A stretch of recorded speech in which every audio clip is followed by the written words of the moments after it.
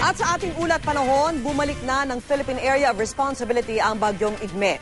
Huli itong namataan ng pag-asa sa layong 200 kilometro sa hilagang kanluran ng Basco, Batanes.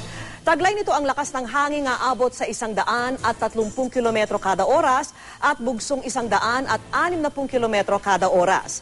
Nakataas pa rin ang Storm Warning Signal number 2 sa Batanes Group of Islands. Signal number 1 naman sa Calayan at Babuyan Group of Islands.